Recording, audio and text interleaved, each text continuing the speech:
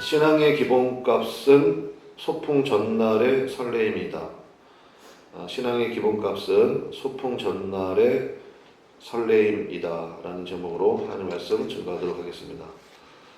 제목 정할 때도 고심 많이 해요. 그래서 어떻게 하면 준비된 말씀이 여러분에게 한 문장으로 기억이 될까.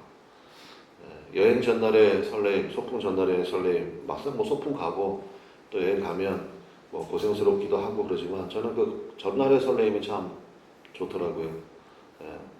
공항 갈 때도 공항 가는 데까지가 좋은 거 아닙니까? 수속 밟고 그러려면은 참 힘들게 하는 그런 일도 있고 뭐 그렇잖아요. 그래서 벌써 집 생각나고 그러기도 한데 전날의 설레임이 참 좋은 것 같습니다. 신앙의 기본값이 저는 바로 그런 설레임이라고 생각합니다. 오늘 빌립보서 말씀 시작하는데 우리 서론 말씀을 잠깐 드리도록 하겠습니다. 주 안에서 기쁨을 고백한 편지가 빌립보서다. 우리가 이제 그렇게 많이들 이야기를 나눕니다. 옥중서신이라고 그러죠. 로마 감옥에서 썼습니다. 에베소서, 빌립보서, 빌레몬서, 골로새서 이렇게 네 개가 옥중서신 로마 감옥에서 쓴 건데 62년에 빌립보서 기록하고요. 그 다음에 64년에 사도 바울이 이제 순교하게 됩니다. 옥중서신 중에서도 제일 마지막에 기록되었던 서신입니다.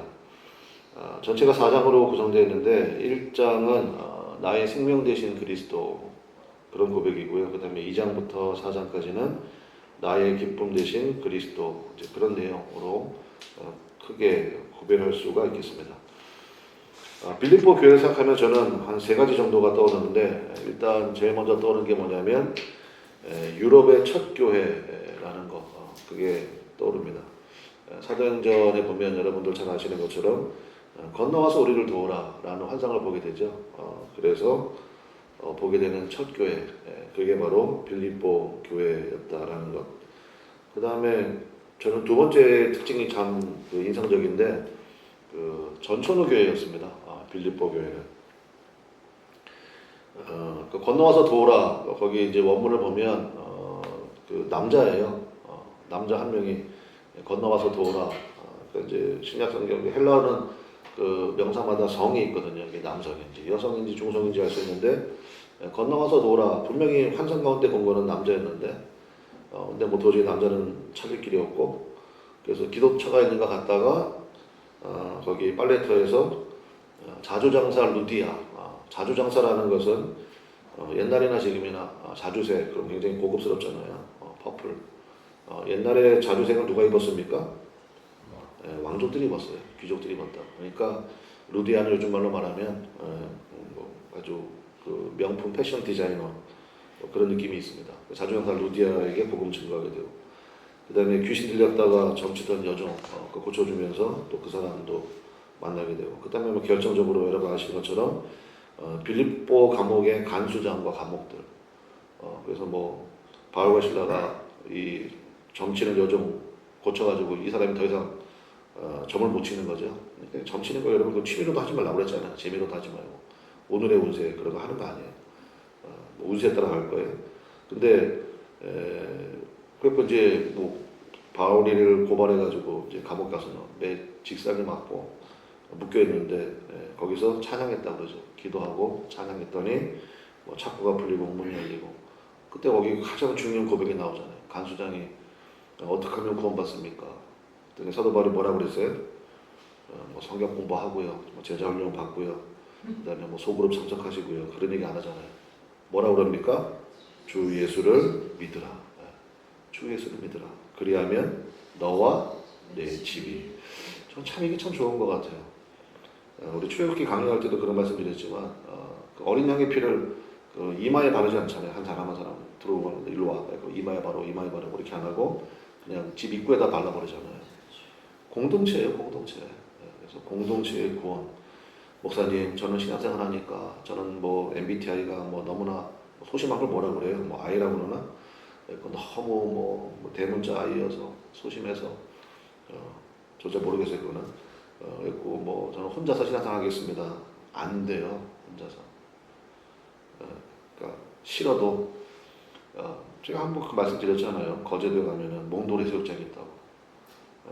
우리가 서로가 이렇게 때로는 뭐 여러분들 인격이 좋으니까 큰 소리 안 내지만 그래도 뭐 안 맞는 게 있죠. 속상한 게 있고 견디시라고요.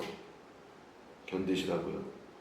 그러면서 내가 나의 연약한 부분이 채워지기도 하고 나의 못난 부분이 깎여지기도 하고 그런 것들이 참 중요하다라는 것입니다. 그래서 거기에 제일 필요한 게 뭐예요? 인내잖아요. 인내. 믿음의 원뜻이 인내라고 그랬죠. 그래서 인내할 줄 아는 거 그게 참 성숙한 신앙인이에요. 그래서 빈부귀천의 각양각색의 사람들이 모인 교회가 빌립보 교회였다는 것입니다. 그게 교회의 힘이죠. 비교적 동질의 사람들이 거기 이제 어촌이었으니까 무역항이었으니까 비교적 동질의 사람들이 모인 것이 고린도 교회였어요. 그러니까 맨날 4번 5열 돼가지고 맨날 싸우잖아요. 나는 뭐 바울파, 게바파, 그리스도파, 나는 무파 뭐 이런 식으로 해가지고 계속 싸우는 일들 뭐 벌어지고 있지 않습니까? 서울에 가면 박사님들만 모인 교회 있습니다. 진짜예요. 거기는 뭐 석사는 아주 그냥 뭐 명함도 못 내밀어요. 박사들만 모인 교회가 있어요. 그 다음에 뭐 부자들만 모인 교회도 있고요. 또 반면에 가난한 사람들만 모인 교회도 있습니다. 물론 그런 선교적인 특성을 갖는 경우도 없지 않아 있겠습니다만은 그러나 그거는 우리가 지향할 교회의 모습은 아니라고 생각합니다. 우리 그나마을의 교회는 전천후 교회 되시기를 주님의 이름으로 간절히 축원합니다. 여러분께 이제 설교 말씀 드리면서 기도 제목 하나씩 잡으시라고요. 하나님 우리 교회 전천후 교회 되어지길 바랍니다. 여러분 하나하나가 너무너무 소중하세요. 마지막 세 번째가 뭡니까? 은혜를 아는 교회였다라는 것입니다. 이게 정말 빌립보 교회의 힘이거든요. 우리 한번 찾아보는데 4장 15절 한번 가보실래요? 4장 15절 보시면 4장 15절 16절 이제 편지를 마무리하면서 사도 바울이 감사 인사를 하는 내용인데 15절 16절 같이 한번 읽어보겠습니다. 시작. 빌립보 사람들아 너희도 알거니와 복음의 시초에 내가 마게도냐를 떠날 때 주고받는 내 일에 참여한 교회가 너희 외에 아무도 없었느니라. 데살로니가에 있을 때에도 너희가 한 번뿐 아니라 두 번이나 나의 쓸 것을 보내었도다. 그래서 빌립보 교회가 이제 선교하는 교회 또 그런 특징이 있어요. 그래서 뭐 15절에 있는 것처럼 복음의 시초에 마게도냐를 떠날 때 마게도냐가 이제 그 위쪽 그리스 지역의 위쪽 지역을 마게도냐라고 그러잖아요. 그러니까 여러분 아시는 것처럼 뭐 빌립보 그다음에 뭐 데살로니가 베레아 뭐 이렇게 쭉 가지 않습니까? 거기가 마게도냐인데 거기 떠나서 밑에 아테네 고린도로 갈 때에 주고받는 내일에 참여한 교회가 너희 외에 아무도 없었다. 얼마나 고맙겠어요. 그러니까 사도 바울의 선교에 후원을 해주는 역할을 했다고요. 그 다음에 데살로니가에 있을 때에도 너희가 한 번뿐 아니라 나는 이제 성경 읽을 때 이게 너무 재밌어요. 한 번뿐 아니라 한 10번 막 그럴 줄 알았거든요. 한 번뿐 아니라 몇 번 보냈대요? 2번. 이것도 감사한 거죠. 2번이나 보내줬다니 너무너무 고맙다고. 그러니까 그런 감사한 기억들이 있었다고요. 그랬고 빌립보 교회가 참 그런 거 표현할 줄 아는 교회, 감사함을 전할 줄 아는 교회였다는 것입니다. 그래서 은혜를 아는 교회였다라는 거예요. 그 다음에 이제 빌립보서를 이제 뭐 전달해주고 했던 사람이 그 빌립보 교회에 사역을 했던 사도 바울의 동역자 이제 뒤에 나옵니다. 에바브로디도라는 사람인데 이분이 이제 빌립보 교회가 헌금을 가져온 거예요. 적지 않은 액수의 헌금을 이제 사도 바울에게 전달해주고 우리 빌립보의 성도들이 사도 바울 당신을 위해서 기도하고 있고 또 이렇게 마음을 모았습니다. 전달해주고 그러니까 얼마나 기뻤겠어요. 근데 이 동역자인 에바브로디도가 이제 로마에까지 와서 이제 전달해주고 소식 전해주고 헌금 전해주고 하는데 아마 큰 병에 걸렸던 것 같아요. 한마디로 얘기하면 진짜 죽다 살아났어요. 제가 여러분에게 여쭤볼게요. 하나님의 일 했잖아요. 다른 거 한 거 로마에 놀러 간 것도 아니고 선교적 사명을 띠고 그 다음에 그 당시에는 지금이야 뭐 그냥 계좌에서 계좌로 우리 숫자를 보내잖아요. 우리 돈을 보내는 게 아니고 그냥 숫자를 보내고 그래도 다 가긴 가죠. 근데 그때는 진짜 이 현금을 들고 다녀야 되잖아요. 그 당시에는 또 지폐 없는 거 아시죠? 다 동전이거든. 그러니까 무겁기도 하고 소리도 많이 나고 강도의 위협도 있을 거고. 근데 아무튼 그렇게 해서 전달했다고요. 근데 어떻게 죽을 병에 걸리냐 이거예요. 제가 여러분께 여쭤볼게요. 그럴 수가 있습니까? 없습니까? 있다야, 있다. 그럴 수가 있다. 새벽기도 하던 사람이 새벽기도 했어. 근데 막 머리가 아파. 그럴 수가 있어요, 없어요? 있어요. 우리 베트남 선교 10월 때 갈 거죠? 저는 되게 기대하고 있어요, 지금. 하나님 만남의 축복을 주십시오. 그 시간들 가운데 하나님의 손길을 만나기를 원합니다. 근데 또 예상치 못한 어려움을 만날 수도 있을까요, 없을까요? 또 목사님 재수없게 그러냐고 그러지 마시고요. 기도하라고요, 그러니까. 모든 것이 합력하여 선을 이루게 하시는 하나님의 역사가 있을 거 아닙니까? 그러니까 우리 신앙생활에 이런 것에서 좀 한 차원 높아져야 돼요. 그럴 수 있다고요. 복음의 동역자 되고 이런 사역하다가 어려움 당할 수 있습니다. 근데 그 과정 가운데, 근데 이제 뭐 나중에 나오겠지만 고침 받았거든요. 그러니까 더 큰 기쁨이 있고 더 큰 위로가 있잖아요. 그래서 빌립보서에는 기쁨이라는 단어가 많이 나온다. 우리 한번 따라하겠습니다. 혼자가 아니다. 여러분은 혼자가 아닙니다. 하나님께서 여러분들을 지켜주고 계시고, 그 다음에 만남의 축복들 있잖아요. 사역자들을 통해서 공급하고 지켜주신다. 저는 그거는 진짜 확실하게 얘기할 수 있어요. 제가 뭐 25년 전에 여기 개척하고 지금까지 지내면서 뭐 힘든 시절 있었죠. 외로운 시절도 있었고 눈물 나는 시절도 있었고. 근데 그거를 상세하고도 남음이 있는. 그래가지고 여러분 제 주변에 오는 사람들 다 좋아해요. 목사님은 주름이 없는 것 같다고. 얼굴 얘기하는 거 아니에요. 마음 얘기하는 거예요. 그래서 뭐 목회하면서 목사님 가슴 아프게 한 사람, 힘들게 한 사람 있었을 텐데 뭐 다 좋은 분들만 계셨나 봐요. 그럴 리가 있나요? 근데 그런 과정을 거치면서 저도 성장이 된 거죠. 인내도 배울 줄 알고. 뭐 오해받는 일도 있죠. 근데 뭐 그거 해명하려고 그냥 그게 아니고 뭐 전화통 풀라고. 저도 초창기 해봤는데 별로 도움 안 되더라고. 그래서 내가 주님 앞에 뭐 걸리는 거 없고 그러면 좀 기다리면 되죠.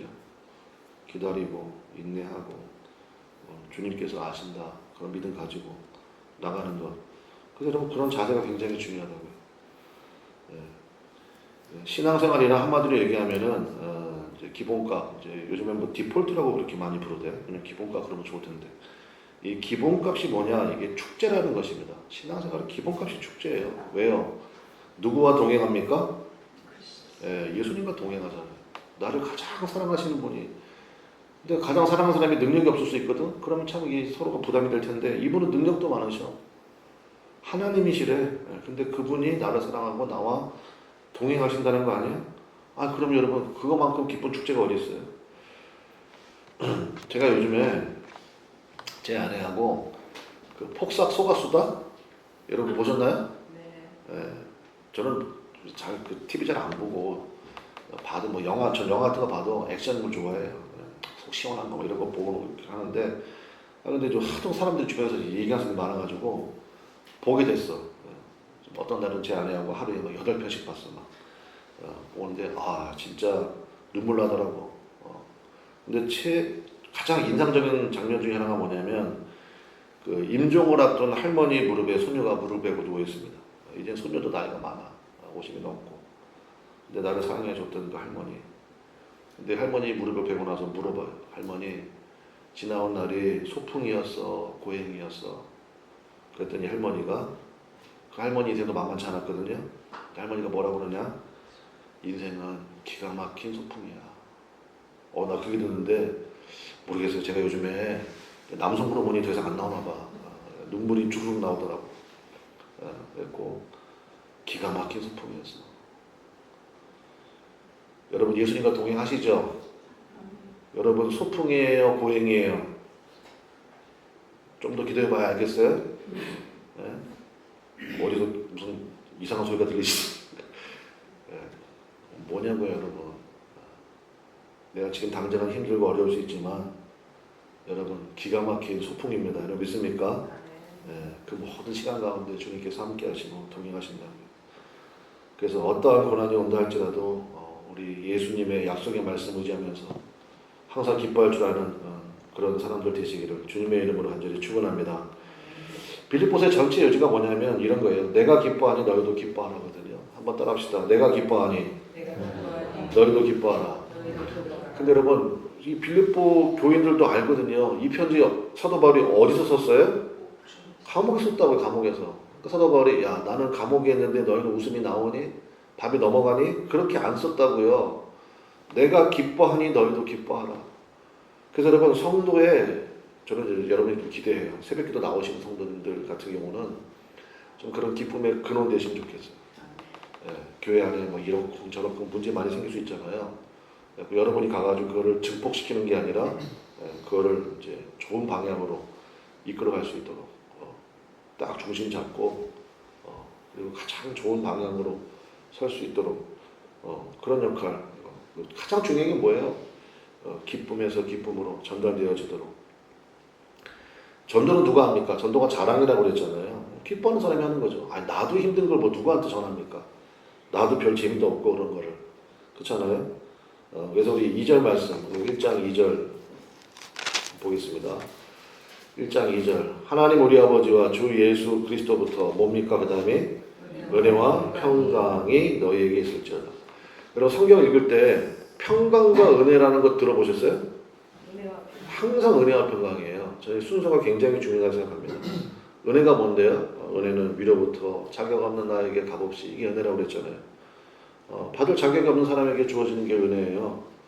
하나님의 은혜가 임한 특징이 뭔지 아십니까? 마음이 열리고요. 일단은 말씀이 들려요. 예배 드리고 나면 너무너무 좋은 거예요. 그게 은혜 받았다는 증거예요. 그래서 여러분 교회를 이제 혹시라도 이제 옮겨야 될 이유가 있다 그러면 저는 제일 큰 이유는 딱 한 가지.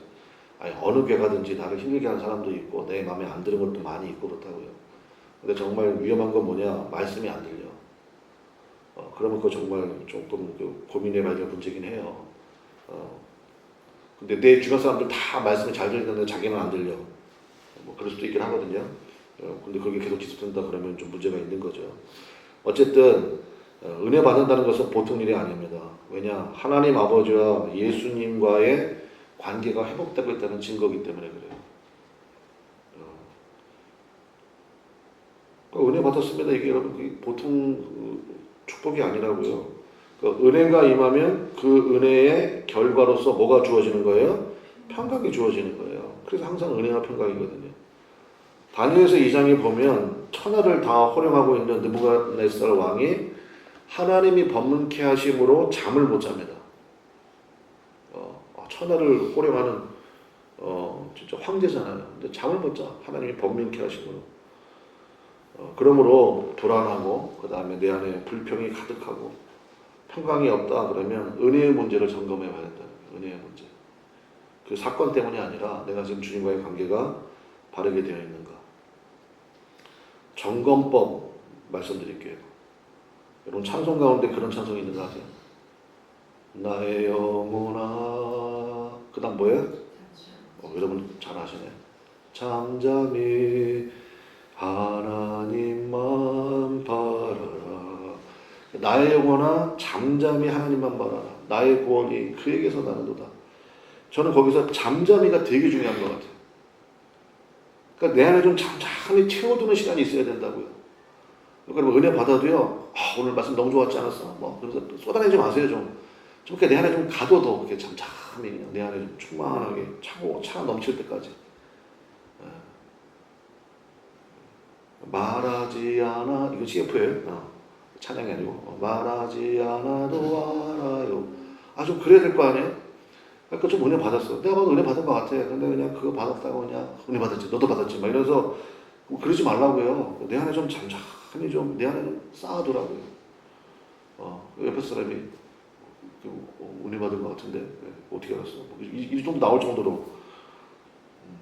제가 그 유럽에 있는 그 성전이나 수도원 이런 거 이제 뭐 목사님들 가면 주로 그런 데 다니잖아요. 보다 보면 제가 느낀 게 하나가 있어요. 이 말씀의 힘이 이런 데서 나오는 거구나. 뭐냐면요, 뭐 수도원이다, 뭐 성전이다, 이렇게 유명한 데 있잖아요. 그 역사에 있었던 데 가보면 거의가 침묵 수도원이 많아요. 그러니까 우리는 이제 착각을 하는 거야. 자꾸 이제 내 얘기를 다 쏟아내고 막 이렇게 해야 이게 좀 뭐 그럴 수도 있다고 생각합니다. 근데 근본적인 치료는 저는 침묵 속에 있는 것 같아요. 말하지 않는 거예요. 오직 주님만 바라보는. 주님만 바라본다는 게 그거 아니에요. 나의 영혼이 잠잠히 하나님만 바라보겠습니다. 억울한 거 있고 뭐 우리 제가 말씀드리잖아요. 이해되지도 않고 납득도 안 되고 공감도 안 돼. 근데 주님이 그렇다고 하시니까 그런 거예요. 그래서 잠잠히 오직 주님만 바라봅니다. 그 믿음의 고백. 그 은혜가 오늘 말씀을 듣는 여러분들의 10년 가운데 차고도 넘치시기를 주님의 이름으로 간절히 축원합니다. 아직 못했는데 그건 내일 할게요. 내일 생각해요. 그래서 여러분 오늘은 이거 뭐 여기까지만 해도 충분할 것 같아요. 서론이었으니까. 그리고 내가 기뻐하니 너희도 기뻐하라. 이게 빌립보서의 전체 요지인데 하나님 이 은혜 부득이 나가기 원하고 무엇보다도 내 안에 은혜와 평강이 넘치기 원합니다. 내 안에 은혜가 넘치면 그 결과물이 평강이라고 그랬습니다. 하나님 그 영혼 가운데 우리 마음 가운데 그 역사가 차고 넘치게 하시고 주님과 동행하는 그래서 정말 소풍 전날의 설레임 같은 그러한 은혜가 내 안에 차고 넘치기 원합니다.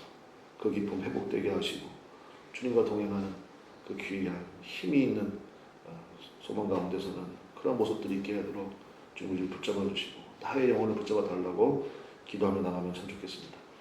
다 같이 주여 한번 부르고 하나님 앞에 간절히 기도하겠습니다. 하나님 이 은혜를 우리 가운데 허락하시고 주님과 동행하는 귀한 기쁨 가운데 저희들을 붙잡아 주옵소서. 우리 기도하며 나가면 좋겠습니다. 다 같이 주여 한번 부르고 간절히 기도하겠습니다. 주여 우리의 마음 가운데 역사하시며